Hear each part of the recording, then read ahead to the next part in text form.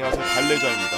오늘도 거두절미하고 본 내용으로 바로 들어가도록 하겠습니다. 곤군 비행단에는 특수임무 대대라는 특수한 대대가 있습니다. 제가 근무했던 비행단은 수송기만 있는 비행단이었는데 대통령, 국빈 등 엄청난 사람들이 자주 등장하는 그런 비행단이라 그런지 특수임무 대대 중에서도 초엘리트들만 모이는 곳이라고 들었습니다. 제가 보고 들은 그 특임대에 대한 일들을 한번 풀어보겠습니다. 개간지나는 검은 군복. 공군은 일반 군복을 제외하고 작업복이 보급되는데 파란색과 남색 사이의 옷으로 하복과 동복이 있죠. 이 옷을 입고 출퇴근을 해도 되는데 비행단에서 근무해보신 공군 전우님들은 군생활 하시면서 한 번씩은 빳빳하고 간지나게 생긴 검은 군복 차림의 남자들을 보신 적이 있을 겁니다. 한여름에도 새카만 색의 검은색 군복을 입고 어깨에는 검은색 태극기가 붙어있는데 진짜 덥겠다 싶으면서도 와 진짜 개간지다 라는 생각이 저절로 들곤 합니다. 이곳은 어떻게 보면 헌병특기와 비슷한데 헌병과는 또 다른 이상한 대대죠. 속해 있는 곳은 헌병특기라고 들었는데 아무나 갈 수 없는 곳이라 공군 내에 UDT라고 체력검정 때 올 특급을 찍은 몇몇 병사 3km 뛴 걸음을 10분대에 커트할 수 있는 사람을 스카우트해 간다는 소문을 듣긴 했지만 실제로 확인해 볼 수는 없었죠. 3km를 10분에 뛰면은 몇 킬로로 달린 거야. 이과 나와주세요. 자, 3km 뛴 걸음을 10분 내에 끌었다. 10분에 끌었다. 몇 킬로로 달린 거죠? 잠깐만. 시속 18km? 맞지. 왜냐면 10분에 3km니까 시속으로 치려면 1시간을 해야 되는데 1시간으로 하면 18km가 되는 거 아니야. 1시간에 18km? 그 정도 속도로 뛰는 사람이면은 마라톤 선수예요. 두 번째, 틈만 나면 훈련. 무릎이 안 좋아서 운동선수를 그만두게 된 저는 군생활을 하면서 가끔은 무릎이 아파서 항의대대를 좀 들렸습니다. 아다리가 잘 맞았던 건지는 몰라도 항의대대에 갈 때마다 그 검은색 남자들의 행렬을 자주 목격했습니다. 항의대대 앞으로는 간부 숙소가 조그맣게 있었는데 그곳에서 레펠 훈련하는 걸 봤죠. 아무리 봐도 일반 병사라고 생각이 들지 않을 정도로 고강도의 레펠 훈련을 받는 걸 보았습니다. 옥상에서 줄을 타고 L자 모양으로 쭉쭉 내려가는데 반동 몇 번 주더니 열려있는 창문으로 쏙 하고 들어가더라고요. 그 광경을 보고서 와 진짜 멋있다 라는 말을 되뇌었습니다. 세 번째, 단신으로 단본부 폭파가 가능한 미스터리 대대. 태권도 선수 출신이라 공군 태권도 대회가 있을 때마다 훈련에 참여했는데 그곳엔 헌병특기의 태권도 선출 형님들이 몇 분 계셨습니다. 그 중에 한 분이 특임대에 대해서 말씀하신 내용으론 스카우트 형식이 맞다. 사회에 있을 때 선출이라던가 체력검정 때 특임대 대장이 눈여겨본 사람이 있다면 스카우트된다. 특임대 내에서도 실력이 미달되면 출신대대로 빠꾸시킨다. 본인들도 잠깐 들어갔다가 포기했다. 한 명은 한국 최대였고 전국체전 은메달, 한 명은 선수 출신 PT 강사였대요. 근데 포기했다고? 야 씨. 그리고 본인들의 썰을 풀어줬는데 내용이 이랬습니다. 특임대는 OR이나 ORI 같은 훈련 진행 시 너구리라는 특수직책으로 훈련을 진행하는데 북한군 및 테러범 역할로 보안이 허술한 곳으로 침투하거나 마음이 안 드는 곳을 침투해서 폭파딱지 붙이고 터트려버리는 역할을 하죠. 17년도 후반기 OR이 훈련 당시 인사행정처장님께서 단본부는 절대로 침투하지 못하겠지 하하하하 라는 말을 듣고 특임대 대장이 자존심이 상처가 났는지 누구든 단본부를 폭파시킨다면 포상휴가를 주겠다고 미션을 거셨고 한체대 출신의 그 형님이 지원했다고 합니다. 우리나라 및 모든 나라의 정상급 임원들이 자주 들리는 비행단이기도 하지만 그 비행단의 우두머리 원스타가 상주하고 있기 때문에 단본부는 잘 뚫리지 않는 용사 같은 곳이었죠.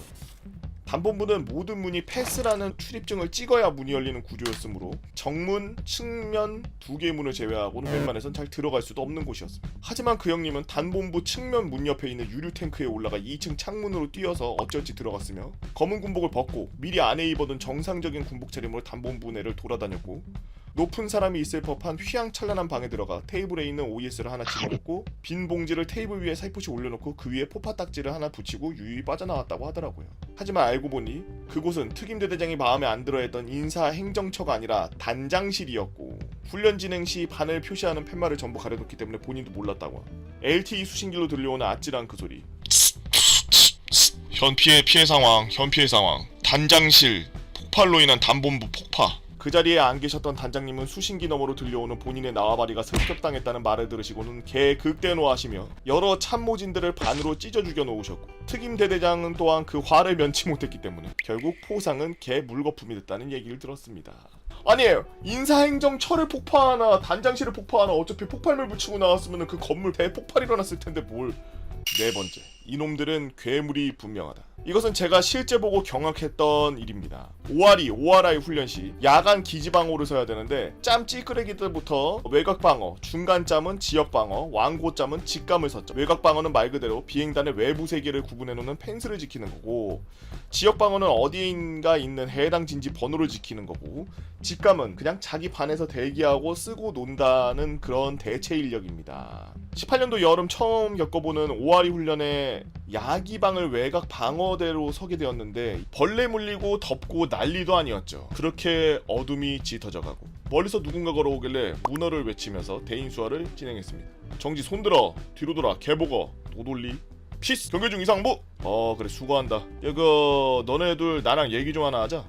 알고 보니 그분은 특임대 소속 간부였고 저희 보고 특임대가 여기 잠깐 와서 훈련하고 갈 거니까 못 본 척하라는 겁니다. 당시 저는 특임대가 너구리라는 것도 몰랐고 일개 병사가 안됩니다 신고하겠습니다 라고 할 수 없었기 때문에 전역할 때까지 기억 속에서 지우겠습니다 라고 했고, 잠시 뒤 경악을 금치 못할 광경을 펼쳐지는데, 제가 기억하기로는 철조방으로 이루어진 펜스가 거의 3m는 돼 보였는데 검은 옷과 검은색 얼굴을 칠한 3명이 외부에서 펜스를 향해 후다닥 달려오더니 3명이 겉옷을 벗고, 그리고 바로 한 명이 투명의자 자세로 펜스에 기대고 또 한 명이 그 사람 어깨 위에 올라가고 나머지 한 명이 전속력으로 뛰어서 2명의 도움을 받아 펜스 정상으로 엎어져서 두 번째 사람과 손을 잡으면서 반대쪽으로 넘어갔고, 나머지 한 명은 철조망을 타고 올라가 벗어놓은 겉옷들을 잡고 먼저 넘어간 2명과 협업해서 옷들을 밧줄 삼아 넘어가기 시작하는 겁니다.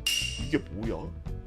이 모든 게 2분도 안 걸렸던 것 같습니다. 넘어오자마자 한 사람이 겨우 들어갈 법한 배수로로 몸을 집어넣고서 기어가면서 제 시야에서 사라지기 시작했죠. 그 광경을 지켜본 저는 입에 벌레가 들어간 도 모를 정도로 입이 다물어지지 않았습니다. 당시에 그 특임대 존재에 대해 잘 몰랐던 시절이어서 나도 나중에 짬 먹으면 저거 해야 되는 건가라는 생각이 어떻게 하면 아파 보일까라는 괴랄한 상상을 하면서 훈련을 끝냈던 기억이 있네요. 이제 와서 다시 생각해보면 타 비행단에 비해 특수한 비행단이라 다른 특임대보다 더 빡세게 훈련했던 사람들 같았습니다. 대통령 전용 공군 1호기 테러 사건을 가상해서 훈련한다고도 했는데 그걸 못 본 게 좀 아쉽네요.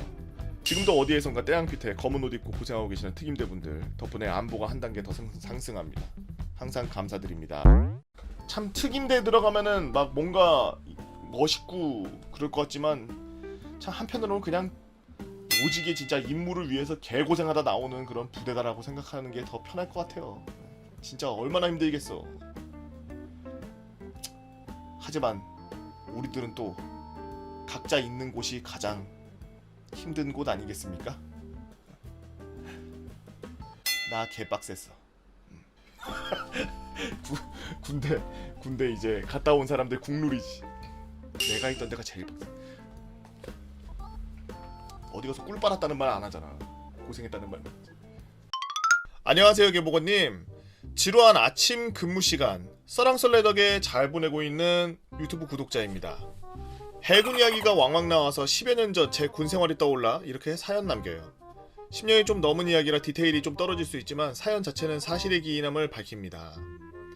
유튜브로 보시는 분들 구독과 좋아요 알림 설정 댓글 잊지 말고 한 번씩 눌러달라고 한번 또 흉부가 기가 막힌님께서 부탁을 하셨네요. 잊지 않으셨죠? 07년 09월 저는 해군 기초군사학교에 입교했습니다. 일반 병이었던 저는 갑판병보다 2주 더 후반기 교육을 받을 수 있다는 말에 전탄병, 레이더병이라는 걸 선택하게 되었고, 꽤 나쁘지 않은 성적으로 후반기 교육을 수료하여 제가 원하던 함대에 배치받을 기회가 생겼죠. 입대 전부터 순항훈련에 대한 로망이 있었던 저는 순항훈련이 뭐지? 1급 함을 1지망으로 썼지만 TO 부족으로 2지망이었던 1함대 참수리에 배정받게 되었습니다. 순항훈련이란 해군상관학교 4학년생들의 함정 실습, 우호국과의 침묵도모 등을 목적으로 여러 나라를 항해하고 다니는 훈련인데, 보통 최신의 1급함 한 척과 군수지원함 한 척이 전단을 이루어 출동하고 상륙비 등 추가 수당이 더 지어지며 외국에서의 상륙도 허가되고 아무튼 개꿀임. 전세계를 여행하고 다니겠네. 그래, 2함대 참수리보다는 낫지라는 생각에 1함대 땡땡 기지전대에 도착한 저는 앞으로 근무할 참수리를 보고 아연 실색할 수밖에 없었습니다. 참수리가 배 이름인가 보구나. 왜냐고요? 저보다 나이가 정확히 6살 더 많은 250번대, 정말 이게 움직이긴 할까 하는 참수리였기 때문이죠. 차례로 폐선하고 남아있는 참수리 중 가장 오래됐습니다. 차가운 겨울바다. 좁아터진 참수리에서 배멀미를 참아가며 이것저것 배우고 혼나고 긴급 출항과 경계 임무를 뛰느라 정신이 없이 지낸 지 한 달. 제 앞가림하기 바빴기에 배 돌아가는 상황이 무지했던 저에게 선임들이 이렇게 이야기했습니다. 야 트수야, 너는 패선하면은 어떻게 할 거야? 그렇습니다. 이 배는 패선 계획이 잡혀있던 거였죠. 응? 패선이 뭐지? 나 딴 데 가나? 순항훈련? 이라고 생각이 머릿속에 가득 채웠지만 이병 짬 짝대기가 티를 못 내고 있었죠.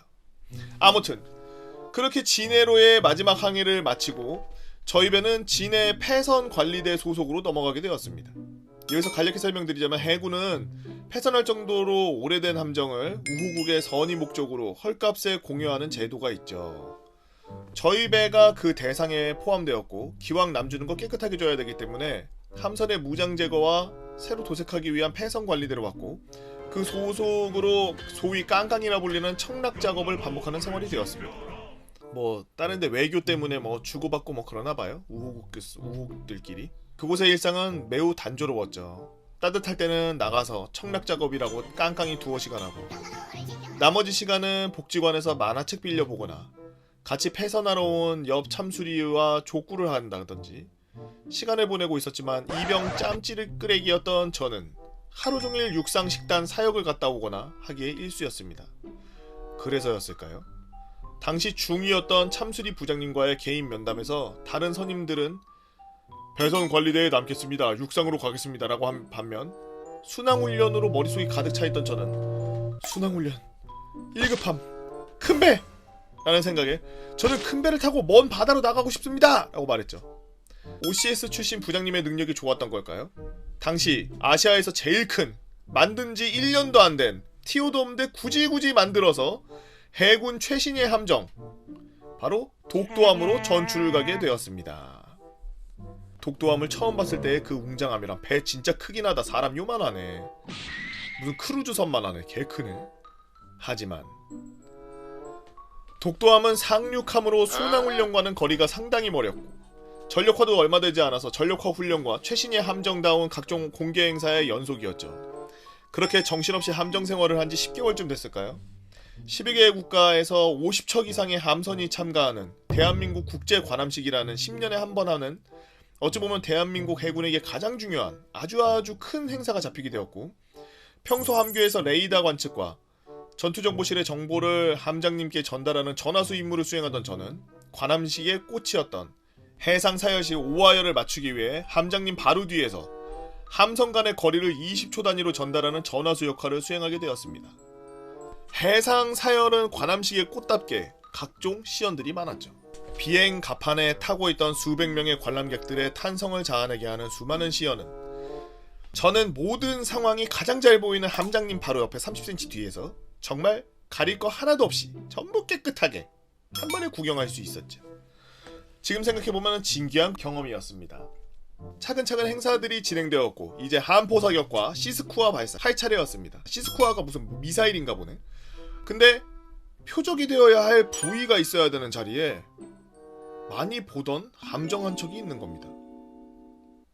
바로 참수리였습니다.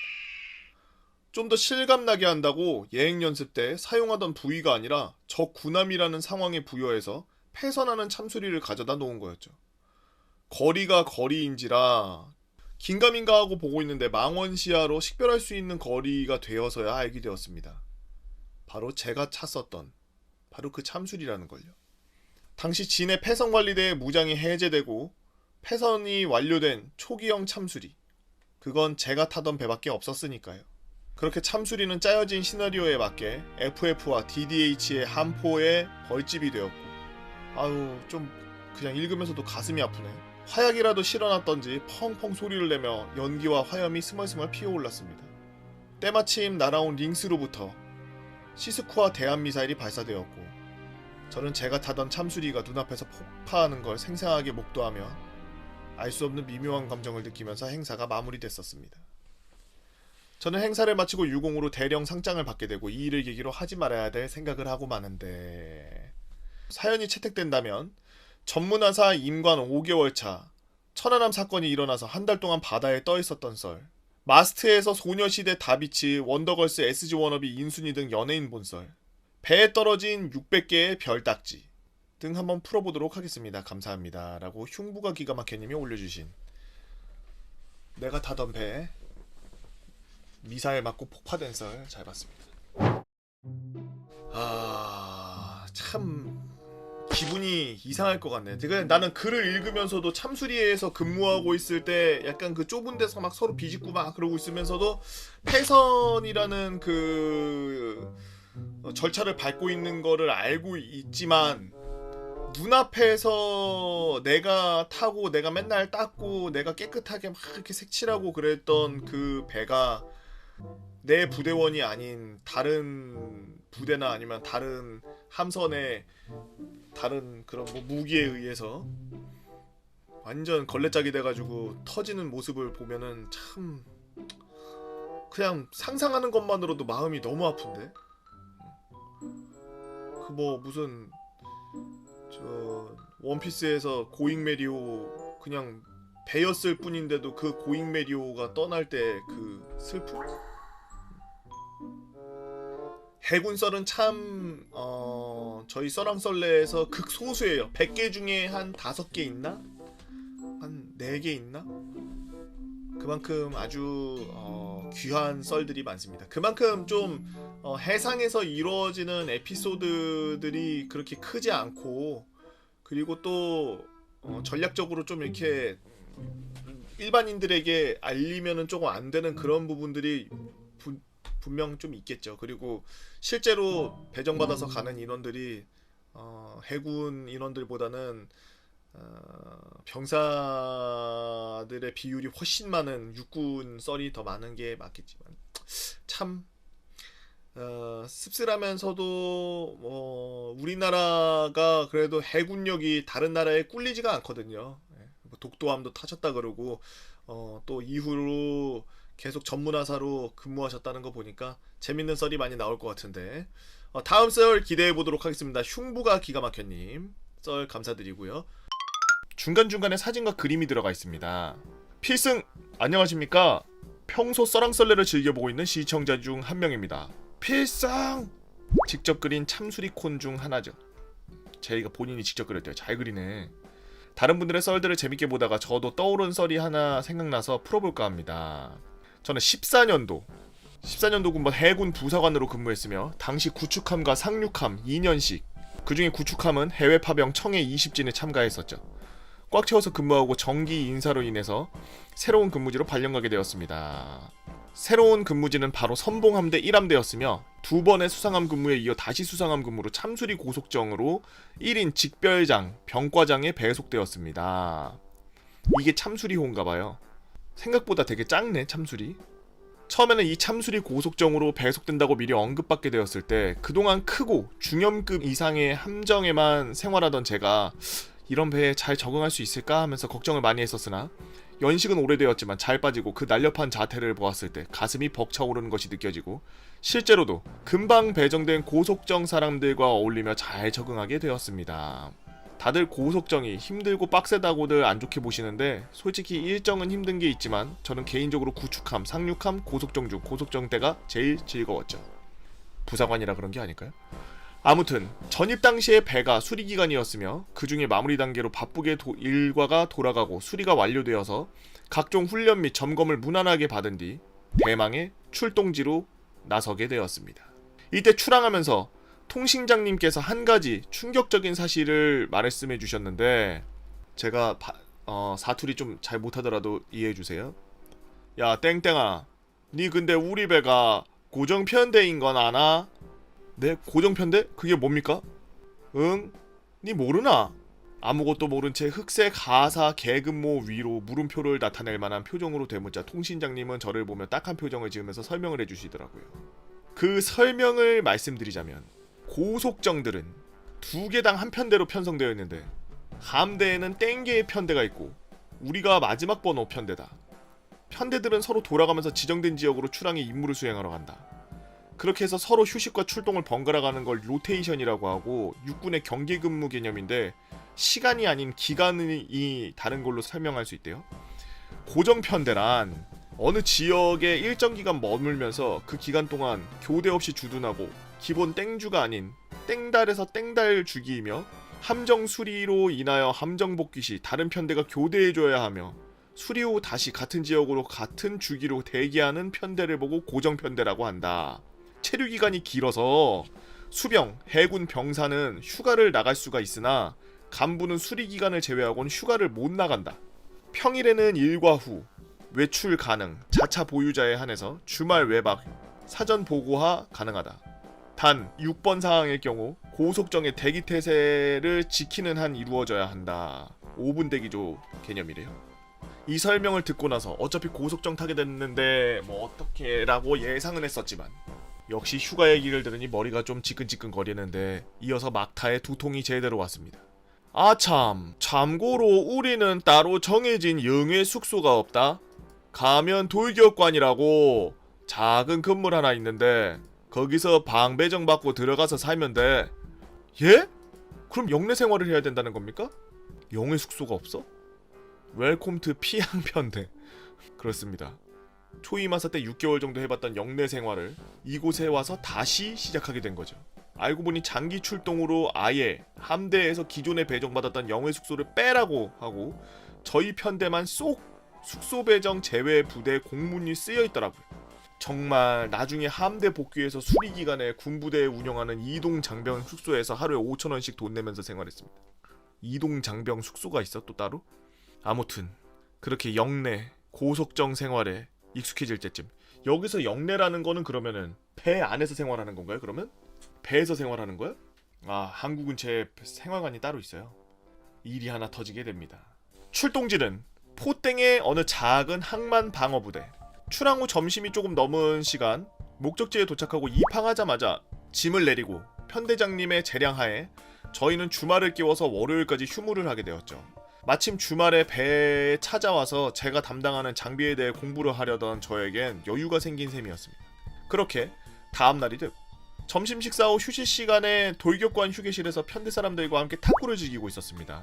탁구를 못해서 똑딱거리며 공을 쳐대니 기회가 생길 때마다 가차없이 스매싱을 날리더라고요. 한참을 그리 스매싱 샌드백이 되어갈 때 까똑! 저의 핸드폰에 까똑 알림이 울리기 시작했습니다. 이제 뭐가 문제냐고 하실 텐데 그냥 한두 번 울리는 알림이면 모를까? 까똑! 까똑! 까똑! 까똑! 까똑! 까똑! 까똑! 모두들 엄청난 속도로 휴대폰이 까마귀로 빙의하여 우려대니 일동 표정이 굳어집니다. 사실 이곳에서 한 가지 약속이 있는데 바로 비상긴급 시 그 상황을 전파하기 위해 단톡방 기억 또는 기억이라고 계속해서 전파하게 됩니다. 그게 언제까지? 모두가 배로 올라올 때까지. 저렇게 알림이 계속 울린다는 건 기억 상황이라는 거죠. 재빨리 탁구채를 버려버리고 휴대폰을 확인하자 정말로 기억의 까똑이 있었죠. 저는 상황을 인지하고 배를 향해서 휴게실을 박차고 돌격관으로 떠나갈 정도로 외쳤습니다. 땡땡 편대 긴급 출항! 긴급 출항! 돌격관과 배의 거리는 걸어서 5분. 지금 전력 질주로 뛰어간다면 1분 이내 도착하는 거리였고 저는 소리를 고래고래 지르며 정말 미친듯이 달려갔습니다. 야 땡땡아 진짜 긴급이야? 난 알림 없는데 얌마! 그 와중에 한 가지 잊고 있었던 게 있었는데 탁구 치던 편대 사람 중에 저희 편대장님도 계셨죠. 네, 그 스매싱 때리던 편대장님이에요.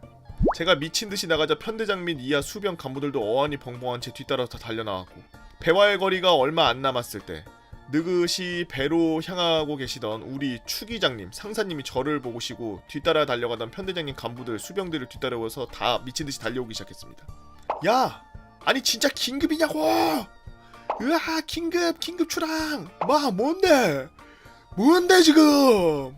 배 도착함과 동시에 주변을 둘러보았는데 배에서 서로 휴식을 취하던 수병들과 간부들, 미친듯이 달려오는 저와 그 뒤를 뒤쫓아서 달려오는 사람들을 보면서 이게 뭔 일이지? 라는 표정을 짓고 있었습니다. 무엇보다 긴급 상황이 전파되었는데도 불구하고 여유로운 분위기. 저는 뭔가 이상하다는 걸 그제서야 눈치챘죠. 재빨리 휴대폰을 꺼내서 다시 확인해보니 편대 총원 단톡방이 아닌 저희 배 조타장님 상사님의 장난 까똑이었던 것이었죠. 평소에 장난을 좋아하시던 조타장님이 많이 심심하셨는지 아니면 저의 긴장을 조금 풀어주려고 의도했는지 모르겠지만 상황이 좋지 않았으며 그 확인과 동시에 들숨을 마신 채로 엿됐다라는 생각이 머릿속에 가득 찼습니다. 엿됐다. 편천이 본 지 얼마 안 됐는데 이렇게 고속정 생활 꼬이나 싶었죠. 혼자서 식은땀을 뻘뻘 흘리고 있을 때 편대장님이 저를 붙잡고 지금 이 상황이 조타장님으로 인해 벌어진 일이라는 걸 알자마자 추기장님과 함께 극대노하시고 저에게 아무 말 없이 씩씩거리지만 다시 돌격관으로 돌아가시더라고요. 편대장님이 돌아간 후 얼마 안가 정장님과 부장님, 기관장님이 달려와 저에게 상황을 물었고 이후 방에서 이런 상황을 전혀 모르고 있던 조타장님을 호출하여 다같이 편대장실로 들어가 엄청난 문책을 받으셨다고 합니다. 그 뒤로는 조타장님께 과실 보고를 한 해 만에 경고장을 준 해 만에 이런 얘기가 오갔지만 문책으로만 끝났고 저는 많이 놀랐을 것 같은데 조타장님이 장난친 거니까 걱정하지 말라는 둥 다음에 정말 상황 터지면 아까처럼 행동하면 된다라는 둥 다독여 주시며 사건은 마무리되었죠. 쓰다 보니 꽤 길어지고 두서가 없네요. 긴 글 재밌게 봐주셔서 감사합니다. 이 이후로는 정말 재밌는 썰이 생각나면 또 다시 글을 한번 적어보겠습니다. 고속정도 2년 꽉 채우고 나왔는데 지금 생각해보면 꽤 재미난 일들이 많았네요. 마지막으로 모든 참수리 사람들께 바치는 그림 하나 올려봅니다. 짱구 패러디한 그림이고 참수리를 타고 있을 때 취미삼아 휴대폰으로 그린 그림이죠. 제목 주말 중 긴급 출항 양현 앞으로 전속 전진! 진이의 목님이 올려주신 썰랑썰레였습니다. 긴급 출항! 긴급 출항! 해군은 해군만의 그런 약간 로망이 있는 것 같아요. 배 타고 그러면서 뭔가 그런 거대한 쇳덩어리가 마치 집처럼 바다 위에서 떠다니는 거잖아요. 약간 뭔가 남자들의 그런 울컥거리는 그런 걸 깨우쳐주는 약간 심장을 막 마사지하는 그런 게 있어요. 저는 공군 가고 싶었는데 운전병 같죠. 유독 샤워할 때 큰 스피커로 개복원님의 썰랑썰레를 틀어서 듣는 동갑내기입니다. 유튜브로 자주 듣다가 썰랑썰레에서는 공군 이야기가 흔치 않다고 들었어요.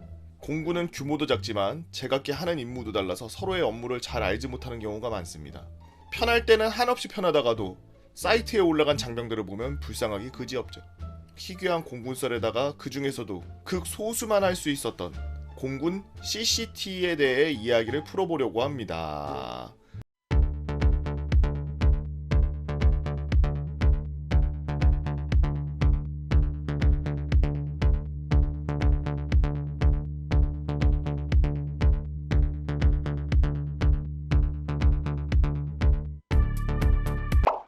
지금 유튜브에는 대한민국의 특수부대 영상들이 쏟아져 나오고 심지어 과거 대립이 첨예했던 시절에 여태 들어보지도 못했던 특수임무부대 썰들이 엄청 많이 있더라고요. 굉장히 신기하고 흥미로웠습니다.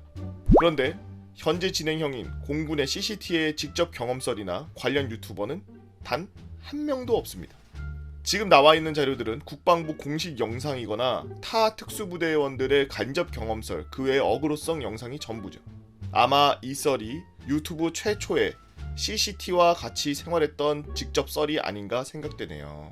다른 썰들 보면 재미있어 보이는 필살기 썰들을 마지막에 제목으로 다음에 해드릴게요 하고 떡밥 날리시는데 저는 제일 재미있어 보이는 썰부터 꺼내겠습니다. 익히 아시다시피 육군의 구조는 병사가 다수, 부사관이 그 위, 그리고 장교가 소수인 피라미드형 구조죠. 그러나 공군은 성격이 다릅니다. 전문성을 요구하는 부사관이 숫자가 가장 많고요. 보조적인 임무를 하는 병사와 항공기 조종과 운용을 담당하는 소수의 장교로 이루어진 다이아몬드형 구조입니다. 웬만한 비행단의 부서에는 대다수의 부사관이 병사들 수보다 많고 제가 근무했던 곳은 압도적으로 많았죠. 특수부대였던 CCT는 익히 알려진 대로 전원 부사관으로 구성되어 있고 알려지기로는 극소수다, 소수정예다 라고 하지만 따지고 보면 공군 부서치고 적은 평도 아닙니다. 같은 중대, 대대라는 명칭을 사용하더라도 육군의 중대급, 대대급 인원에 비해 그 규모가 원체 적죠. 대다수의 육군 출신 분들의 기준에서 10분의 1 정도 규모밖에 안 됩니다.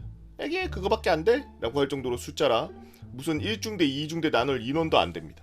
그래서 대대급 규모라고 하더라도 사실상 어디 중소 회사 같은 분위기죠.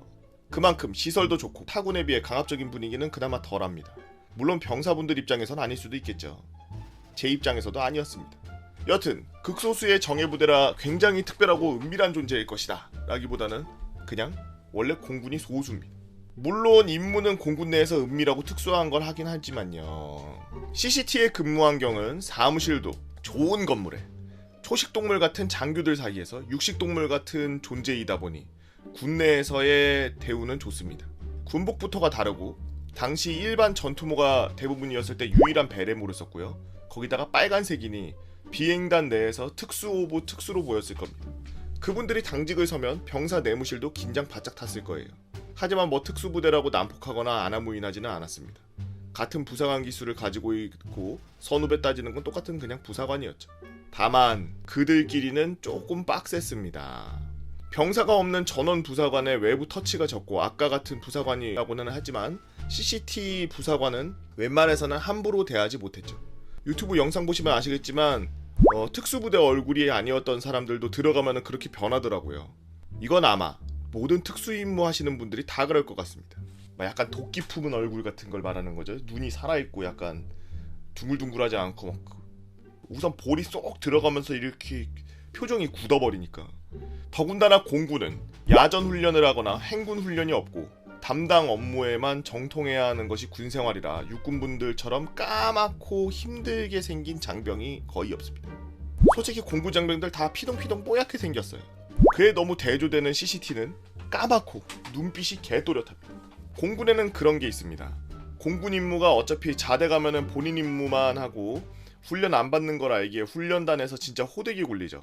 병사분들은 5주인가 6주 나가셔서 모를 수도 있는데 당시 부사관은 15주 훈련을 받는데 진짜 개빡세게 일부러 굴립니다. 나중에 공군 부사관 기본 군사 훈련단설 한번 풀고 싶네요. 여튼 그렇게 훈련을 받고 CCT에 차출되어서도 부사관이 되어서도 힘든 생활을 해서 만들어집니다. 같이 근무하면서 보지 못한 사람들은 모를 겁니다. 안쓰러울 정도로 힘들어 보이죠. 그렇게 만들어진 CCT는 가만히만 있어도 일반 병사 부사관들과는 너무나도 대조되어 보입니다.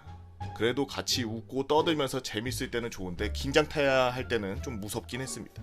CCT 분들과 군생활 중 가장 좋았을 때가 같이 축구하면서 운동했을 때가 제일 재밌었어요. 같이 그냥 CCT랑 생활하시는 분인가 보네. 그런 CCT와 우연히도 특수임무를 같이 하게 되었는데요. 공군의 주요 전력은 전투기에 집중되어 있고 전시에도 전투기 위주로 전략이 돌아갑니다. 전시에 육군은 이동하여 공격하는 전략을 운영한다면 공군은 전투기를 활용하고 적으로부터 항공 전력을 방어하는 그런 전력이죠. 그 중에 적의 공격으로부터 비행장을 방어하는 ORI 훈련, 그 훈련을 연습하는 게 OR2가 있는데 그 기간에 귀찮은 일을 하는 게 한두 가지가 아닙니다. 여하튼간에 그 훈련에는 적의 특수작전군에 의해서 비행단을 지켜야 하고 당연히 대항군 역할도 필요하죠. 육군은 타부대와 공조해서 훈련하는 경우도 있고 그것이 여의치 않을 때 공군 내 특수전력을 사용할 수밖에 없겠죠? CCT는 그 시기가 오면 타부대 이곳저곳에 원정을 나가기도 하고 당연히 우리 부대의 훈련에는 마음껏 이용됩니다. 그러나 그 시기가 겹치다 보면 아무래도 인원수가 부족한 경우가 생기고 잘게 쪼개서 운용하기 시작하죠. 일단은 최전력은 타부대로 보내고 우리 쪽은 좀 여유롭게 할 생각이었나 봅니다. 저를 뽑았으니까요. 당연히 군대라서 너 할래?가 아닌 하게 되었다라고 결정된 통보를 받았고 긴장 반 설레임 반으로 기대를 안고 대기하고 있었죠. 하지만 그때는 몰랐습니다. 몸과 특수 임무는 근본부터가 비교가 안 된다는 걸. 일단 임무 시작 전 회의부터 한껏 긴장해서 들어갔는데 회의에 들어가도 제가 뭘 알겠어요. 그냥 하시는 거 잘 보고 대답만 씩씩하게 잘했습니다. 그래서 3명이서 한 조가 됐는데 아마 그래도 저랑 친했던 분들이 절 거두어 주셨던 것 같아요. 그렇게 3명이서 야밤에 대대 건물에서 회의를 마치고 복장 점검을 했습니다. 복장은 현재 복장의 전투복 상의를 빼고 정글모를 착용하기. 저는 긴장한 연기를 하려고 했는데 진짜로 긴장하게 되었죠. 짐이 되지 않으려 발소리 안 나게 앞꿈치를 힘껏 들고 걸으면서 조용히 신속하게 걸었고 뛰라면은 앞꿈치로 뛰었습니다. 그러나 아무래도 우리 부대다 보니 지형지물은 이미 너무나도 익숙하고 건물 위치, 초소, 매복지 다 알고 있어서 제가 상상했던 교전 상황은 벌어지지 않았습니다. 그리고 대항군의 임무는 은밀하게 타격 지점을 찾아가야 하는지라 격렬한 상황은 피해야 하고 방어군과 조우해서는 안 되었죠. 하지만 제 마음은 격렬했습니다. 제가 특수훈련을 받은 것도 아니고 당시 어린 나이에 평탄하게 살아오다 급격하게 정신과 신체의 괴로움을 겪은 기간이 기본 군사훈련 15주가 전부였고 그마저도 2년 전이라 자대에서 갑작스럽게 특수 상황을 맞이했던 것이었죠. 당시 느낌이 생생히 기억나는데 선배 2명 등만 보고 발소리 내지 않고 따라가는 내내 심장이 벌렁벌렁거리고 이가 자꾸 덜덜덜 떨렸습니다. 뭔가 책 잡힐 만한 행동하면 호되게 혼날 것 같고 일반 부사관 장교 선임이 아니라 살벌한 CCT라서 긴장감이 한계치에 다다랐죠. 이가 달달 떨리는데 소리내지 않으려고 이를 꽉 물면 숨이 안 쉬어지고 입을 벌리고 움직였습니다. 이 떨리는 거 들키지 않으려고 턱에 힘을 엄청 줬죠. 입을 벌리고 숨을 쉬면 입안에 침이 다 말라서 목이 엄청 탔습니다. 그런 상태로 어둠을 헤치다가 철조망을 맞닥뜨렸죠. 부대 외곽이 아니라 내부 펜스라 담요 깔 정도는 아니었고 평범한 철조망을 넘어야 되는데 선배 두 분은 그냥 가볍게 휙 하고 넘고 이제 제 차례. 너무 긴장해서 힘이 너무 들어갔는지 철조망을 쥐고 밟고 넘는 과정에서 덜컹덜컹 낼 수 있는 소리는 다 내면서 넘어갔습니다. 저희는 철조망을 넘고 어두운 곳을 지나 이미 다 알고 있는 경계가 없는 곳 위주로 도보 이동을 하다가 이미 최정의 전력이었던 다른 조가 단 본부에 폭파딱지를 붙이고 상황이 종료되었다는 무전을 받고 가벼운 발걸음으로 대대 복귀했습니다. 벌써 다른 데가 터뜨려버렸네. 훈련이 끝나고 별말이 없어서 그렇게 못하지는 않았었나 보다 라고 안심했고 이후에는 인원이 부족한 상황이 오지 않아서 그런 기회가 다시는 주어지지 않았죠. 그 다음부터는 다시 평범하게 같이 임무 수행하고 밥 먹고 운동하고 축구하고 노가리 깔면서 잘 지냈습니다. 평범한 공군인일 뿐 아니라 일반 부사관으로도 쉽게 할 수 없었던 경험이었고 특수훈련이 왜 그렇게 엄하고 힘든지 몸소 체험할 수 있는 계기였죠. 유튜브 검색 시에 나오는 CCT 인물들이 다 아는 얼굴들이어서 할 이야기들은 많지만 워낙 관련 정보가 없어서 제가 먼저 선뜻 공개하기가 망설여지네요. 다음에는 공군훈련단과 부사우대 기술고 썰 한번 정리해서 뵙도록 하겠습니다.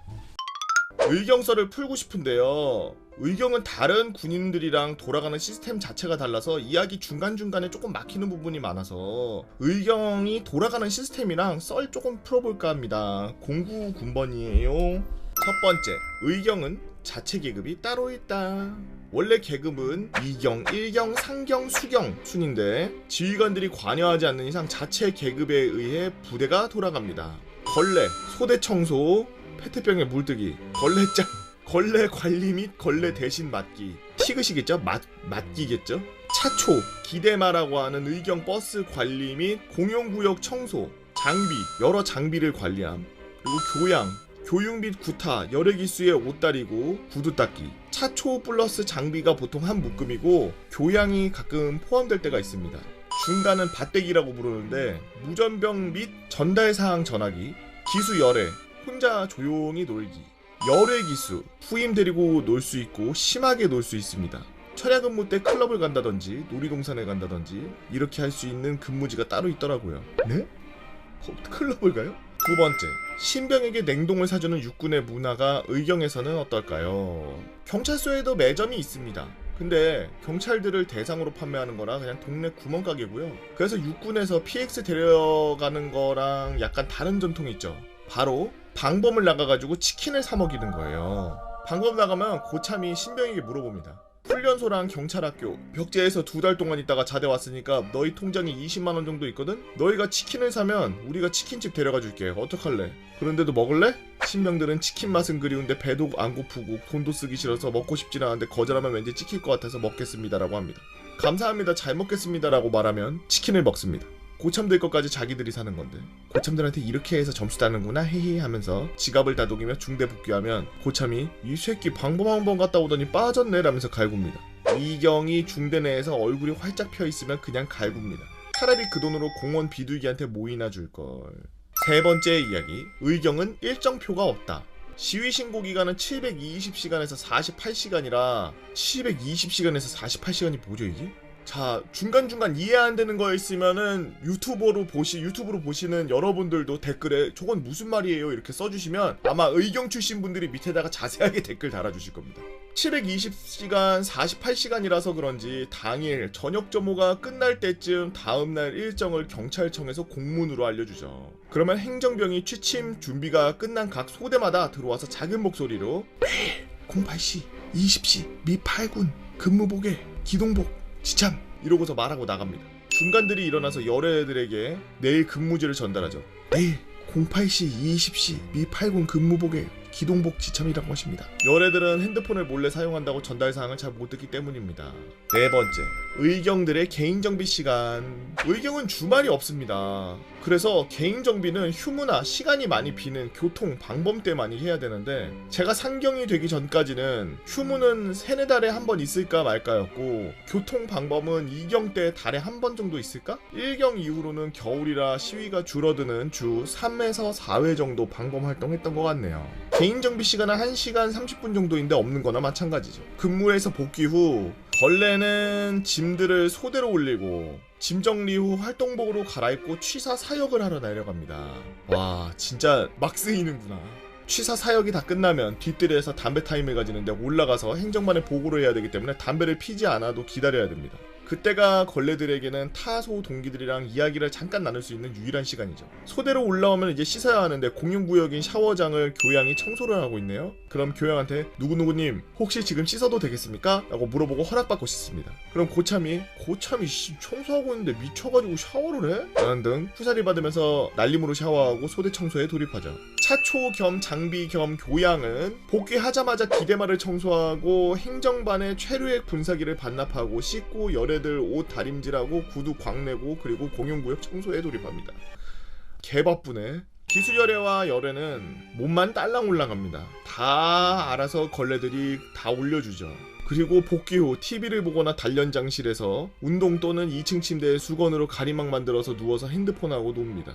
점호가 임박해도 자리 정리도 안 하죠. 다 걸레들이 치워주고 점호 끝나면 다시 제자리에서 꺼내주기까지 합니다. 5번째, 자체적인 불침번. 출동이 연달아 있는 날에는 고참들 수면시간이 6시간인데 걸레들 수면시간 3시간에서 5시간. 두 가지 이유가 있습니다. 첫 번째는 출동 나갈 때 물을 음료수 페트병에 받아서 아이스박스에다 넣어서 가야 되는데 정수기 필터 교체를 안 한 지 3년이 지나서 그런지 냉수가 아니면은 물에서 비린내가 나가지고 무조건 냉수로만 받아야 됩니다. 정수기 냉수 칸이 가득 차 있을 때 받을 수 있는 양이 1.5리터, 페트병 2개 반, 주위 눈치 보면서 3개로 만들고 냉수 칸이 풀로 차는데 걸리는 시간 45분. 필요한 물병은 최소 18개. 거점 근무 복귀 후 틈틈이 물을 떠도 턱없이 부족한 양. 그래서 불침번도 아닌데 걸레들끼리 물 뜨려고 자체적으로 불침번했습니다. 아, 미친. 와, 이거 실화야? 그러니까 무슨 얘기냐면 찬물을 떠야 되는데 찬물이 되는 시간이 45분이고 찬물이 안 되면 비린내가 난대요. 그래서 그 물 뜨려고 자체적으로 불침번 쓴대요. 45분에 한 번씩 물 떠야 되니까. 두 번째 이유는 걸레들은 열에 빨래를 해야 됩니다. 출동이 연달아 있는 날에는 빨래가 쌓이고 고참들이 빨래를 시키는데 점호 끝나고 누워있으면 걸레장이 와서 누구누구님 빨래 돌려라 라고 지령을 내려주죠. 유동병력 금지 시간 지나고 재빠르게 세탁기로 튀어나가도 이미 세탁기는 돌아가고 있고 초반보다 짬이 높은 고참들일 것이죠. 그러면 걸레는 혼자서 하는 불침번을 계속 섭니다. 저는 그냥 멍하니 침상에 누워서 2등병의 편지나 나는 개똥벌레 속으로 부르면서 시간을 때웠죠. 6번째, 거의 모든 일을 의경이 자체적으로 다 한다. 큰 틀은 경찰청에서 내려오는 공문이 정해주고 그에 따른 세부적인 일들을 악습처럼 내려오는 의경의 틀 안에서 처리가 되는데 예를 들어 점호 후 경찰청에서 미 대사관으로 거점 근무 중대 27명이라고 공문이 내려오면 행정반에 전파, 각 소대 중간끼리 복도에 모여서 어느 소대가 어떻게 근무 나갈지 몇 개 갈 건지 이런 것들 가만히 서 있는 근무지 왔다 갔다 하는 근무지 사람 구경할 수 있는 근무지 어떤 근무지를 나갈 건지 가위바위보로 정합니다. 그리고 다음날 출동 나가는 기대마에서 기열과 열애에게 누구누구님 근무 서실 겁니까? 라고 물어봅니다. 안 선다고 하면 2경 1경을 대신 박아넣습니다. 원래 2.5교대는 충분히 나올 수 있는 인원인데 열애와 기열 빠지고 나면은 중간이 가위바위보를 잘했어야지 2교대가 나옵니다. 중간에게 제일 중요한 능력은 바로 가위, 바위, 보입니다. 이거 오징어 게임 아니야? 이런 상황 때문에 걸레들은 1.5교대로 10시간 근무를 서기도 합니다. 사실상 밥교대 빼고는 풀근무죠. 불침번. 행정병이 짠 불침번 표를 사용하긴 하는데 이거 그냥 불침번 인원만 정해주는 거고 불침번 순서 어떻게 정하냐고요? 행정병이 각 소 중간에 불침번 인원을 전달하면 중간에 수경이 누구누구님 오늘 불침번이신데 몇 시에 근무 서시겠습니까? 라고 물어봅니다. 그렇습니다. 의경은 수경이 자기 마음대로 불침번 순서도 바꿀 수가 있습니다. 화장실에 있는 소원 수리함도 행정병이 열어서 수거하는데 중간에 다 인터셉트 할 수 있고 필적 감정까지 해서 누가 찔렀는지 그 소대 중간에게 말해줍니다. 7번째 이야기, 교통과 방범. 의경의 꽃입니다. 그날은 아침 점호도 07시죠. 저녁 점호 후에 내일은 교통 방범이라고 행정병이 알리면 중간이 일어나서 고참들에게 누구누구님 교통 서실 겁니까? 방범 서실 겁니까? 하고 온통 물어보고 다닙니다. 교통은 아침, 점심, 저녁 3번 근무로 총 6시간 근무고 방범은 아침, 저녁 2번으로 6시간에서 7시간 근무를 서죠. 근무 시간은 사건, 사고에 따라 유동적으로 바뀌는 편인데 음주 사고가 빈번하다 싶으면 새벽 2시까지 음주 단속을 하고 살인 강도가 있다라고 하면 방범 활동을 새벽 2시까지 합니다. 살인사건이 생각보다 많이 일어납니다. 의경들 생각보다 뻘짓 안합니다. 휴가가 2달마다 3박 4일 있고 9박 10일 휴가 아니면 교통비 지원도 없는 데다가 거의 다 지방사람이라 항상 돈이 부족해서 그냥 근무지 근처에서 이리저리 방황하며 목 좋은 거 발견하면 앉아서 노가리나 깝니다. 의경은 교통딱지를 못 끊는다. 8번째, 예전에 딱지 끊고 그랬다는데 부자 동네에서 근무하던 의경들이 위반자들 봐주고 돈을 받아먹고 없어졌다고 들었습니다. 한 번 봐주는데 10만원, 하루 2명만 봐줘도 20만원. 9번째, 순찰 근무 중엔 술을 못 마신다. 우리 중대는 방범이 끝나고 복귀하면 음주 측정기로 다 체크합니다. 타 중대에서 어떤 놈들이 술 먹다 걸렸나 봅니다. 제가 막내 때 고참들이 방범 중에 PC방도 가고 여친도 만나고 그랬는데 PC방은 알바생의 신고로, 집이랑 경찰서랑 가까운 사람은 중대 2명뿐이어서 그 사람들 전역하고 여친 만나고 뭐 그런 것도 없어졌죠. 여튼 여기까지가 09년도 의경 시스템이었던 것 같네요. 다음에 쓰고 싶은 건 이등병의 할구로 일과랑 사건 사고, 부조리 어떻게 장난 같은 괴롭힘을 당했는지 이런 걸 쓰고 싶은데 제가 특정될 것 같아서 나중에 이등병의 하루 일과만 한번 써보려고 합니다 라고 이재쫌님께서 올려주신 09년도, 지금 아닙니다, 21년도가 아니라 09년도 의경에 대한 이야기 잘 봤습니다. 사람 사는 데가 아닌 것 같은데? 뭐 80년대 군대 얘기 듣는 것 같은데? 보고형 현직 요리사 청년이에요. 매일 추방 준비 시간에 썰랑썰레를 라디오처럼 틀어놓고 일하다가 종종 해군 이야기가 나오는 걸 듣고 타던 배와 함께한 승조원들이 생각나서 한번 적어볼게요. 어릴 적에 제 꿈은 미슐랭 3스타였고, 야, 어렸을 때 미슐랭을 알고 그걸 3스타를 받을 생각이면은 꿈이 큰데? 레스토랑은 개빡세고 열악한 환경이란 걸 알았기에 어떻게 하면 내가 요리사로서 최악의 환경에서 버텨낼 수 있을까라는 생각에 해군에 조리병으로 지원했습니다. 해군 최전방 평택 2함대 1지망으로 지망했죠. 당시 후반기 교관들이 박수 쳐줬어요. 2함대에 지원해서 가는 친구들은 진짜 군인이라면서요. 이때는 몰랐습니다. 평택이 최전방인 줄요? 적당히 집이랑 좀 가까워 보이길래 지원한 거였는데. 해군의 배는 크게 정과 함으로 나눠집니다. 450톤이 넘어가면 함으로 명명되며 배 이름에는 지역명이나 위인들의 이름이 붙죠. 제가 타던 배는 윤형하급 고속함이었고 해당 배들은 연평해전 당시 전사하신 선배님들의 이름을 이어받은 유도탄 고속함으로 가장 빠르다고 자부하던 배였습니다. 최대 44노트에서 45노트까지 나오는 걸로 알고 있습니다. 자, 우리 노트 또 계산해 봐야죠. 44노트는 81km. 와, 바다에서 81km로 달리는 거야. 저는 이 배에 조리병으로 승조하였습니다. 함이라고 하지만 규모가 작아서 승조 인원 총원이 50명이 안 되고 병사도 많아야 최대 9명 정도였던 걸로 기억해요. 좋은 선임들의 간부님들, 장교님들이었습니다. 365일 중에 340일 가까이 물 위에 떠 있는 것만 빼면 모든 게 완벽했죠. 그러면은 땅이 25일만 있는 거야? 이제는 종종 올라오는 해군 썰들로 다들 아시겠지만 서해 NLL에는 실전이 정말 많습니다. 하루 최대 5번 정도 붙어봤던 것 같아요. 5번이요? 이런 거 뉴스에 안 나? 5번이나 붙는다고? 저희 배는 함치고는 작고 빠르고 체급에 맞지 않는 화력과 스텔스 같은 성능 때문에 1년 내내 작전을 하는 중이었고 애매한 일주일 작전용 많게는 3-4주용 배로 작전을 뛰었기 때문에 식수와 부식은 항상 부족했습니다. 부식 떨어져야 잠깐 함대 가서 옆배에서 부식 빌리고 기름이랑 물 채우고 다시 내보냈죠. 항해 중에는 조리 직별과 함장님을 제외한 모두 샤워 제한이었고요. 갑작스레 항해가 길어지는 날에는 배에 물과 부식이 떨어져서 전투 식량이나 건빵 음료수로 버티기도 하는 등 보통 해군에서 참수리는 고생하는 곳이라고 하지만 간부들이나 장교들에게 저희 배는 왕참수리라는 별명으로 간부들의 유배지 혹은 오면 전역하고 싶어지는 배 아니면 한 건 하고 장기하는 배였습니다. 서론이 좀 길었네요. 그때 당시로 넘어갈게요. 여느 때와 같이 다들 미친듯이 전투 배치를 외치며 함내를 뛰어가며 전투 배치에 붙고 당시 저는 76mm 함포 탄약병이어서 함포 아래 수면 하격실 탄약고로 뛰어갔습니다. 아, 조리병인데 탄약병도 같이 저거 하나 보네요. 저와 함께 계셨던 분들은 조리장과 갑판병, 갑판장님, 병기 선임 하사, 중사, 병기장님 이렇게 모여서 경고사격으로 끝날 거라는 생각에 분위기 메이커인 갑판장님의 썰을 듣고 있었죠. 수면 하격실은 말 그대로 물 속이라서 외부 소리가 완전 차단되어 함교에서 지시나 전달을 해주지 않으면 상황을 전혀 알 수가 없었고, 해당 격실 내에서는 함포 장전을 할 수 있는 장비를 조종하는 병기 선임 하사님이 유일한 소통 전달자였습니다. 야 땡땡아, 경고 사격할 것 같다. 탄수 카운트 잘해라. 네 알겠습니다. 발사.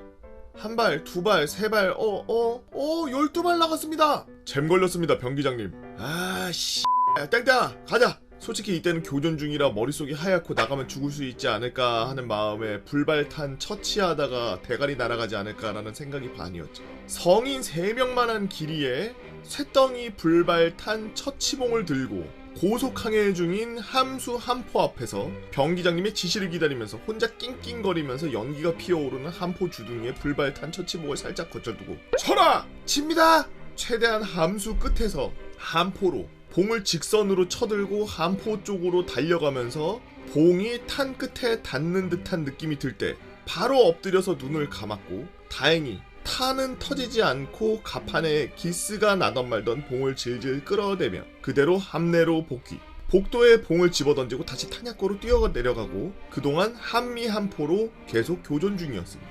야 땡땡아, 이거 모르겠다.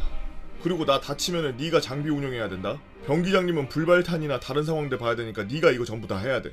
저는 복무 당시에 함정 평가 승조원들을 대상으로 전투 배치 시 운용 장비들에 대한 시험과 평가가 있었는데, 병기병이 따로 없었던 저희 배는 제가 함포 관리 재원으로 모조리 외워둔 상황이었죠. 뭐 이상하긴 한데 휴가 준다니까 했죠. 나 말고 할 사람이 없다. 나 다치면 니다. 네. 군번줄 제대로 착용했지? 부력 방탄복 하이바 꽉 조이고 여차하면 함수로 탈출할 수 있게 함수 쪽 폐쇄문 살짝 열어두자. 그렇게 다시 몇 번의 실탄이 오고 가고 고요한 시간이 계속되며 몇 시간이 지났는지도 모르겠을 만큼 시간이 흘러갔습니다. 솔직히 이때쯤에는 격침시켜버리고 신문 전환할 생각을 마쳤죠. 간부들은 자동으로 이거 격침시키고서 장기 확정이구나 라고 기대했던 걸로 압니다. 한참이 지나서 상황은 해제되었고 함장님의 요청으로 음료 박스를 들고 승무원들에게 뛰어다니면서 나눠줬고, 다들 녹초가 돼서 함내 거실 겸 식당 겸 안방 같은 곳에 모두 쓰러져 있었습니다. 저는 함장님께 따로 불려갔죠. 땡땡아, 애들 잘 챙겨라. 그리고 부모님들이 이미 이거 알게 되실 거고 걱정하실 거니까 함장이 너희 부모님들께 전화 돌릴 테니까 너는 애들을 챙겨라. 예, 감사합니다 필승. 아니 같은 그냥 병인데 병한테 이렇게 막중한 임무를? 당시에 참 군인 같은 분이셨고 지금 생각해봐도 덩치만큼이나 태산 같으셨던 함장님이셨죠. 후에 교전 당시에 불발탄 건이 문제가 되면서 저희는 뉴스에서 한심한 군대의 표상처럼 방송이 되어버렸고 국감에 오르내렸으며 얼마 안가 함장님은 전출을 가시게 되었죠. 함장 교대식 때만큼은 무언가 해드리고 싶어 휴가를 내어 교대식에 사용할 케이크를 만들어서 복귀 후 함장 교대식 행사 음식과 다과를 준비하였고 최선을 다해 작지만 성대하게 보내드렸습니다. 당시 불발탄 처치에 1년 같은 1분을 보내고 난 뒤로는 항상 언제든지 죽을 수 있다는 생각을 하며 살고 있습니다. 실제로 동일급 다른 함에서 불발탄 처치하다가 사망했던 병사도 있고요. 워낙 많은 실전으로 목숨의 소중함보다는 얼마나 하찮은지를 알게 되었고, 그 뒤로 전역 후 어차피 인생은 1코인 게임이라고 생각되어 용기 내서 해외 요리 유학 겸 요리사로 미슐랭에서 외노자 생활도 하고 왔습니다. 항해 중에 푸른 바다 한가운데서 가판에 불판 깔고 맑은 구름 아래서 고기 파티하던 게 생각나네요. 갈매기 새끼들 깔짝거리는 게 짜증나긴 했지만 앙팡치즈 하나 던져주면은 조련되고 간부들이랑 바람 맞으면서 풍경 구경하고 대구는 낭만이 가득했습니다. 지금도 항해하며 바다를 지키고 끝이 보이지 않는 군 생활이 답답해 새벽에 가판에 나와서 담배를 피고 있는 당신, 필승 감사합니다. 참고로 해군은 하루 야식 포함 4끼입니다.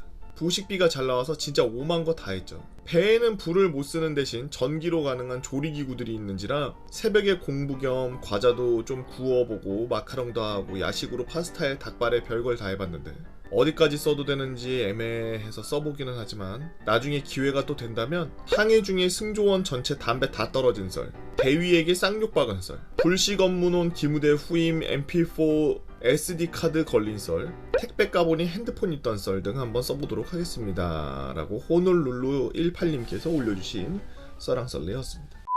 와, 나는 이렇게 실전을 많이 하는 줄 몰랐네.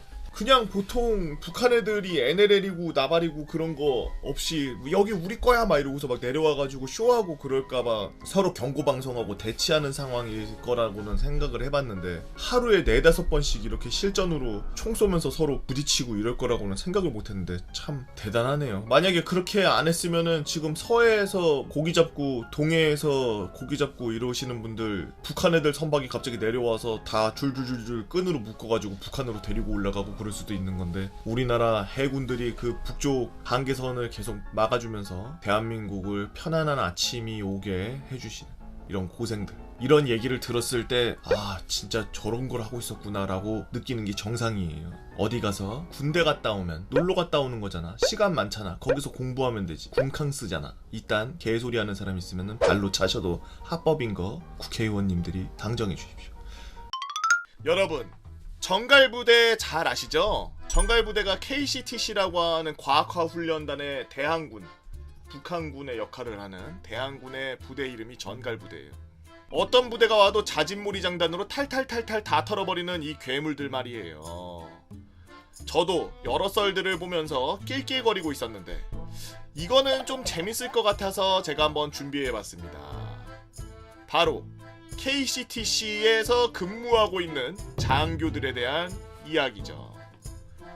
바로 그 병사 괴물들을 지휘하는 괴물들의 왕 같은 그런 느낌이랄까요? 뭐 대충 눈치채셨겠지만 전갈부대원은 아무나 할 수 없듯이 전갈부대 중대장은 웬만한 능력이 아니고서야 절대 하지 못합니다. 애초에 용사들부터가 난다긴다 하는 괴물 같은 녀석들인데 얘네가 아무한테나 지휘를 받을까요? 설령 받더라도 그 지휘가 눈에나 차겠습니까? 지휘자가 조금만 얽혀도 바로 무시하고 자기들 삘받는 대로 싸우는 도른자들이 바로 전갈 애들입니다. 와, 아 진짜? 왜냐하면 그렇게만 해도 밥값 이상은 하니까요. 이런 도른자들과의 기싸움을 이겨내고 지휘를 하려면 웬만한 강단이 아니고서야 불가능합니다. 만약 중대장이 훈련 때 얽탔다? 바로 사형감이에요. 차라리 자기 작전구역이 뚫리는 게 낫다고 생각할 겁니다. 전갈부대원들은 싸우다가 뚫리는 걸로는 뭐라고 하지 않지만 지휘를 뭐같이 하면 그리고 얽타면 바로 그날 작살나는 거니까요.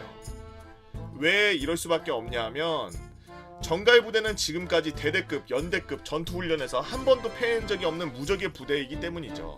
그러다 보니 한 달에 한 번 있는 모든 훈련이 얘네에겐 엄청난 부담입니다. 오죽하면 곧 전역하는 짬 가득한 부연대장 중령들도 직접 소총 들고 산을 뛰어다닙니다. 와 진짜? 총 들고서 뛰어다니신단 말이야? 와 전갈부대 진짜 레전드구나. 똥중령 하레비들도 여기 오면은 사람이 변하는 바로 그런 곳이죠. 자기들이 최초가 되기 싫어서 그런 겁니다. 최초로 패배한 지휘관이라는 그런 걸 달기 싫어서요. 그러다 보니 KCTC의 장교단들은 기본적으로 공부를 어마어마하게 많이 하는데요. 10시 전에 퇴근하는 꼬라지를 본 적이 없습니다. 그리고 행정은 모르겠지만 전투 지휘만큼은 한 명 한 명이 모두 스페셜리스트급이죠. 여튼 저는 부사관 출신인데 KCTC 훈련 때마다 주로 대항군 연대 지휘소를 지키는 경비소대 임무를 맡았었습니다. 그러다 보니 연대장을 결사옹위하는 저 정갈부대가 대항군이니까 북한군이니까 자꾸 무슨 동지 뭐 이런 단어를 자꾸 쓰시네. 사상까지 그렇게 해야 되지는 않고 그냥 재미로 쓰신 것 같아요. 연대장을 결사옹위해야 됐기 때문이죠. 그러다 보니 장교들과 자주 붙어있게 되었고 그들만의 에피소드를 많이 보게 되었습니다. 첫 번째 에피소드, 또라이 중에 또라이 탱크 중대장. 정갈부대에서는 수많은 중대장들이 있습니다. 그 중에 핵심은 보병 중대장들인데요. 이 친구들은 확실히 능력이 있는 전투 지휘관들입니다.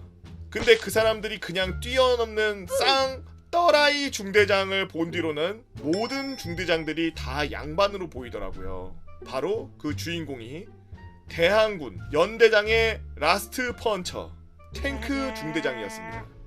탱크 중대의 임무는 연대장의 결정타로 훈련부대 연대장을 바로 잡으러 가거나 적의 강력한 공격을 막으러 가는 일종의 조커카드 같은 역할들을 하죠. 여튼 저는 기회가 돼서 지휘소 방어가 아닌 탱크 중대장 경호 임무를 맡게 되었고 한 개 분대를 데리고서 중대장 옆에 있을 기회가 있었죠. 일단 가장 인상 깊었던 건 진짜 한양처럼 아무것도 안하고 오만 잡다한 곳에서 드러누워있는 중대장이었습니다. 지휘 장갑차에 누워있다가 전차 위에 누워있다가 산속에 누워있다가 정말 하는 게 하나도 없고 장비 위장이나 잡무 같은 거는 다른 간부들이 다 하더라고요. 이 탱크 중대는 간부들이 고이다 못해 다 썩어 있었죠. 우리 중대 행보관보다 고참인 상사가 여기서 소대 서열 3위였습니다. 중대 서열로는 7위였죠. 와 미쳤네. 와 얼마나 썩은 물인 거야. 여기 상사인데 상사짬인데 중대 서열이 7위야? 우와 씨 괴물들만 모아놨구나. 그리고 중대에 원사가 2명 있는데 우리 대대 주임원사보다 고참입니다. 뭐하는 집단인가 싶더라고요. 근데 그런 고인물들이 끽해봐야 30대 초반인 중대장을 하나부터 10까지 다 챙기더라고요. 전투 식량 세팅, 간식, 정말 중대장은 손 하나 까딱 안 하고 쳐 누워 있었습니다. 그리고 당시 훈련 상황이 탱크 1개 소대는 전단의 최전선에 나가 있고 중대장이 2개의 소대를 갖고 후방에 빠져 있는 상황이었는데 전선이 뭐가 잘 안 풀리는지 무전을 받은 중대장 표정이 썩더라고요. 그리고는 지도를 펴서 몇 가지를 확인하며 간부들과 토의를 하는데 탱크 중대장이 연대와 전방 대대랑 무전 몇 번 하더니 순식간에 전황을 파악하고 지금 적 상황은 어떻고 아군은 어떻고 흙바닥에 나뭇가지로 휙휙 그리면서 중대원들에게 브리핑하는데 작전 계획이 뭐였냐면 지금 있는 곳으로부터 적 연대 지휘소까지 다 뚫고 들어가는데 작전명은 저승사자였고 최대한 신속하게 돌파하고 가는 길에 보이는 적은 다 죽여버린다. 자세한 건 현장에서 조치한다. 이러는 겁니다. 그냥 완전 대충대충이었죠. 내가 듣던 보병 중대장들의 작전 브리핑과는 너무 달랐습니다. 근데 다 주변에서 고개를 끄덕거립니다. 이게 무슨 작전 계획이야? 불나방 아닌가? 그래서 다 죽으러 가서 저승사자인가? 뒤지러 가는 거서? 라는 생각을 잠깐 하고 있었습니다. 여튼 탱크 중대 투입이 결정났고 탱크 중대장은 대항군 보병대대가 미군을 상대로 고전 중인 전단까지 진출하게 되죠. 도착한 탱크 중대장은 전차에서 전황을 한번 쭉 살펴보더니 지휘 장갑차 있는 곳으로 오더라고요. 한 2-3분 정도 지났나? 무전으로 시크하게 몇 마디 지시하곤 전차들이 순식간에 미군이 쳐둔 방어선으로 개닭도라는 겁니다. 뭐 어떻게 한 건지는 저도 모르겠어요. 그러자 미군 방어선이 뚫립니다. 구멍이 갑자기 생겼는데 깔아놓은 철조망이며 급조장애물이며 전부 다 그냥 밟고 지나가 버렸죠. 그때 생각난 게 전차 한 대에 승무원 3명인데 평균 연차가 10년차를 넘은 승무원들이라는 걸 간과하고 있었죠. 한 대 한 대가 모두 썩은 물이었던 겁니다. 근데 문제는 근데 이래도 되나? 싶을 정도로 뚫린 곳을 통해서 그냥 탱크 중대가 자연스럽게 지나가더라고요. 보통 방어선이 뚫리면 그곳을 거점으로 적을 소탕하는데 얘는 그냥 통과해요. 그냥 스루네. 그냥 스루하고 뒤로 넘어가 버렸네. 아직도 기억나는 게 제가 장갑차에서 고개를 밀고 있는데 지나치는 저를 황당하게 쳐다보는 미군의 표정. 니들 뭐 안 싸우고 어디가? 라는 표정이었죠. 15분 만에 이뤄진 일이었습니다. 방어선을 뚫은 탱크 중대는 주구장창 계속 달렸습니다. 그때 충격 먹은 게 적을 후방에 그냥 두고 들어간다고? 미군뿐 아니라 한국군 보병대대도 있는데 그걸 싹 다 무시하고 들어가는 탱크 부대. 지나가는데 놀란 훈련 부대에서 애들이 총 쏘고 발악을 하는데 기관총으로 막 갈기면 하는데 그냥 지나가요. 고립될까봐 무서워서 제가 무전으로 중대장님 그냥 가도 됩니까? 이러는데 대답도 안 하더라고요. 월강도 안 좋은 야간에 길도 안 보이는데 폭도 좁고 그 위험한 산악지형을 궤도 장비 7대가 시속 40km로 내달렸습니다. 적 방어선을 뚫고 거기를 지나서 적이 즐비한 작전지역을 그것도 야간에 어두운 좁은 산길을 그냥 이렇게 통과한다고? 절대 말처럼 쉬운 일이 아니죠. 근데 얘네는 그걸 아무렇지도 않게 해냅니다. 어두워서 아무것도 안 보입니다. 주변에 전차 엔진 소리에 무전기에서 10명의 사람들이 막 뭐라고 막 서로 그러는데 뭐라는지 하나도 모르겠는데 중대장은 그 속에서 아주 정확하게 지휘하고 있더라고요. 전차에 달린 기관총 쏘면서 지휘하는데 진짜 또라이 같았습니다. 작전 브리핑이 왜 러프했는지 알 것 같았습니다. 중대장이 최전선에서 모든 걸 통제하고 지휘하는데 작전 계획 따위가 필요가 없는 거였죠. 야 이거 완전히 그냥 영화 퓨리 생각난다. 브래드 피트 주연으로 나왔던 퓨리가 꼭 이런데 딱 그렇게 하네. 소대지휘, 중대지휘, 상급부대 보고, 화력 요청 등 원맨쇼 보는 기분이었습니다. 한 20분을 더 달려서 그렇게 달리다가 중대장이 대열을 정지시켰는데 이거 어디지? 했더니 훈련부대의 연대 지휘소 앞까지 탱크를 끌고 들어갔습니다. 여기까지 그냥 뚫고 들어온 거죠. 오면서 계속 전투하면서 오긴 했는데 다 쓸고 오면서 심장부까지 그냥 돌파해서 들어온 거예요. 여튼 정신 차려보니 적 연대 지휘소.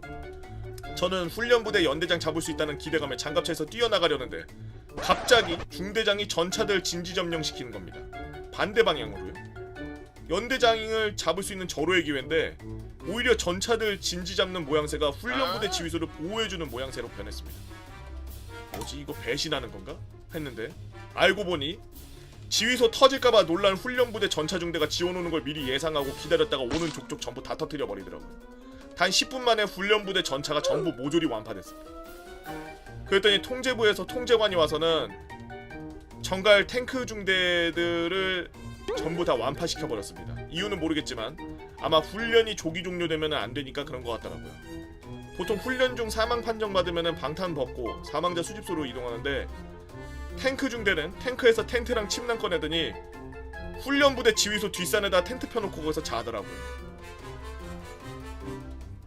아오지 탄광행 열차님께서 올려주신 KCTC 장교단설, 이게 첫 번째 이야기라고? 와, 개재밌는데? 2편, 3편, 4편, 5편 기대하겠습니다. 역시 군인은 전투할 때가 제일 멋있어.